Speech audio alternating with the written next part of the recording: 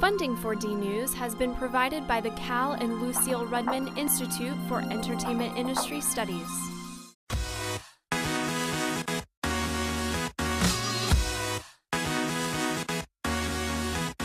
Coming up, CNN is in the house, and Drexel shows some love on this episode of DNews. Hello, and welcome to DNews. I'm Sloan Spurlock. Drexel recently welcomed a CNN personality to campus. Courtney Thomas has the story. The Drexel community had the opportunity to get down to business with CNN's chief business correspondent, Ali Velshi, during his visit to campus last month. He talked politics, the economy, and Twitter. Whatever I tweet, whether it's my mood or where I was today or what I'm doing on my show or what I think about your stupid tweet, needs to be something that I can hold up and say, 100,000 people, probably times 10, are going to see that.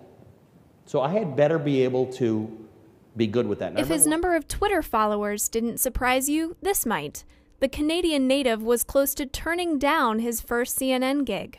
I applied for all these internships everywhere, and the only one I got was an internship to CNN in Washington. And I was so offended, because I was going to be a newspaper writer. Those dumb TV people, I don't want to be in TV. It didn't take long for the now very successful TV personality to change his mind about television. I loved it, fell in love with it. Day one. I fell in love with CNN, fell in love with politics, fell in love with Washington, fell in love with TV, all on the same day. He may have loved Washington then, but Velshi expressed his concern about today's Capitol Hill and that cliff we keep hearing about. I'm not as worried about the economics of this fiscal cliff. We can figure this out. I'm very worried that some of the people in Washington cannot be trusted to, in the end, do the right thing. And that's what worries me. Finally, Ali Velshi told the crowd that he did the right thing by staying the course in his TV career. I still, get up in the morning and think, that's kind of living the dream. For DNews, I'm Courtney Thomas. Drexel showed another distinguished visitor some well-deserved respect last month. Her name is Mary Epstein. Welcome home, Mary Epstein. The former head of the Department of Art and an inspiration to her students, Mary came back to Drexel for a dedication of a classroom and lounge in her name in Westfall's new Urban Center. Mary, who was clearly moved, reflected back on her timeless advice to students. You hope you give them you give them the desire to be good, to do good work and live honestly. That's it. Live honestly with who you are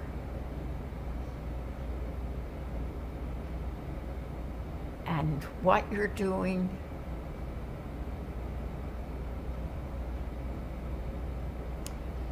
That's what the kids were talking about today. The kids. I mean, one just is retiring the end of this week. 3 groups of students competed to decide whose design will grace the lounge and classroom. Mary then chose the winner. We thank you, Professor Epstein, for your extraordinary contributions to the Westfall College of Media, Arts, and Design, and to the Drexel community. For DNews, this is Sloan Spurlock. Student musicians lifted spirits at the Mandel Theater. It was part of the popular Drexel concert series. Drums are pounding, guitars are strumming, and the audience is flowing with the beat at Mandel Theater. This student percussion ensemble is part of a multi-day concert program that takes place every term.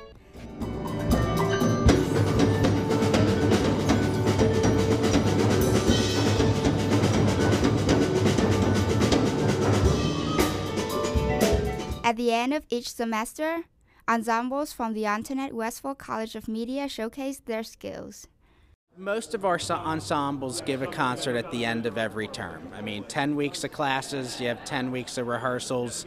In some cases, we really wish we had more than that, but you know, you want to do a concert at some point, and so it really puts all of the focus in this one central week. It's an amazing array of talent up there, led by their conductor, Mark Beecher, and the soloists were impressive. It just underscores the immense talent we have here with the students, being that we don't have a music major.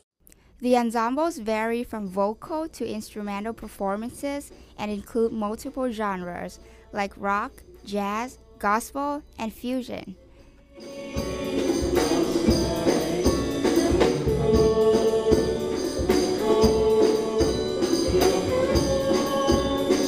The ensembles count as a course, and students receive credits.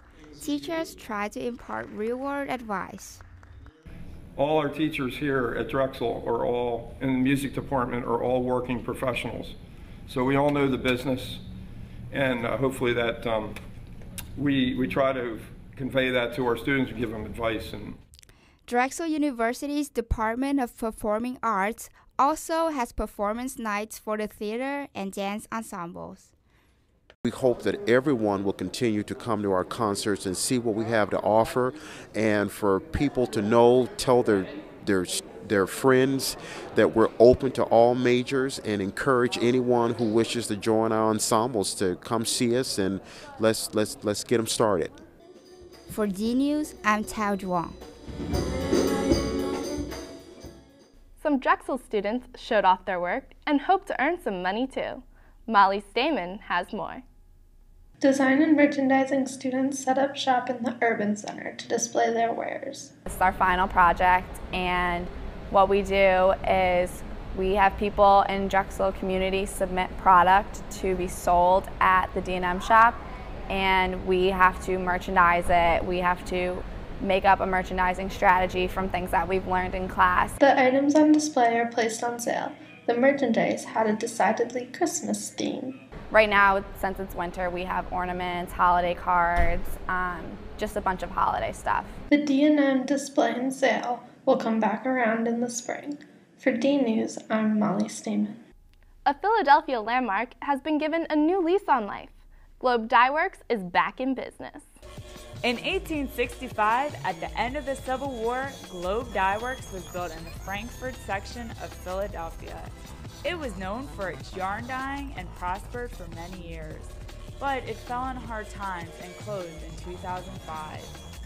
Now the factory has transformed into a building for fabricators, artists, artisans, and other small businesses.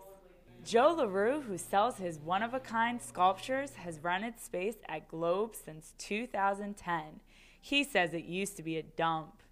The first time I visited Globe Dye Works was almost 2 years ago now, so it would have been in 2010. The first time I saw it, it was in a lot rougher condition than what it is in right now. A group of owners who are all interested in the arts decided the old yarn dyeing factory was worth saving, and they decided to give it a facelift.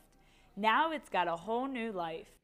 And so when we got here, I would say there was like 10 to 15 people, or like 8 to 10 different studios with a lot of stuff going on that seemed like it was really active. That number is growing definitely rapidly.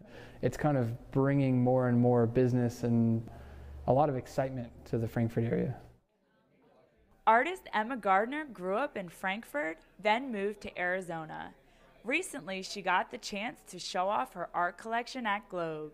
I was an invited artist, and I thought it would be really cool to come back to the neighborhood I grew up in, Frankfort. The new Globe Dye Works seems to be making everyone smile. My favorite place in the building is called a Cupcake Wonderland. Owners Lily and Nima, who recently won first place in TV show Cupcake Wars, say Globe is a sweet place. Globe Dye Works has been a really wonderful place for our business to start out and really take root. The second you step in this building, it feels special. Having people you get along with really does the trick when choosing a location. We kept coming back to this place, and we kept being like, oh, but those landlords were so fantastic. And I always say that, you know, we looked at locations, and many of the landlords were, you know, how do you work for me? You know, what can you do for me? And things like that. And Globe was the first time people were like, what can we do to help you? Globe has 25 businesses, and owners say there's room for more. It's been a great community of small business owners and artists and other, even the Globe Development Group themselves have been so supportive of us and our business that, yeah, it's just been a fantastic platform. For DNews, I'm Marla Katz. Finally tonight, are you preparing for a zombie apocalypse? You may want to reconsider after this story. Welcome to Zombieland.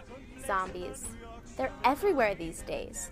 From your TV, to movies, to your game console, and even South Street.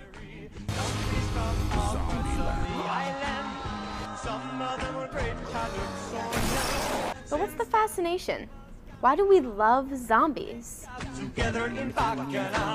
Well, Zombie Central Stories began in the 1960s. That was the first zombie movie, Zombie Anything. People hadn't even had a concept of zombies until then. And they have been getting progressively more popular. Describe the usual zombie. Why are there so many different portrayals? Well, the original zombie from the 1960s was never meant to be a zombie. George A. Romero wanted to write a story based on the book I Am Legend, but he didn't want to have them be vampires and just drink blood. And so his idea to change them up and make them a bit scarier was to have them just eat people entirely. Now, we know zombies are popular on TV, but should they be a real concern? Well, apparently the CDC thinks so. It says if you are generally well equipped to deal with a zombie apocalypse, you will be well prepared for a hurricane, pandemic, earthquake, or terrorist attack. Breaking news about the highly contagious disease that has been spreading up and down the East Coast. Prep for a zombie infestation has even hit Drexel. Last summer, a zombie uprising took place on campus. Nursing educators from around the US and Canada were brought in to learn about public health emergency preparedness. But were they in for a surprise when the bodies they were supposed to identify came to life? Paranoid or prepared, we have let zombies permeate almost every aspect of our lives, from pop culture to charity runs like the Pittsburgh Run for Your Lives festival. So the next time you go outside, be careful. There might be zombies outside your door any day now. For DNews, I'm Mary Ann Gorski. That's a wrap for this episode of DNews. Be sure to check us out online, and we'll see you here next month. I'm Sloan Spurlock. Thanks for watching. The production of DNews has been made possible with the generous support of the Cal and Lucille Redmond Institute for Entertainment Industry Studies, the Office of University Communications, and the Antoinette Westphal College of Media Arts and Design.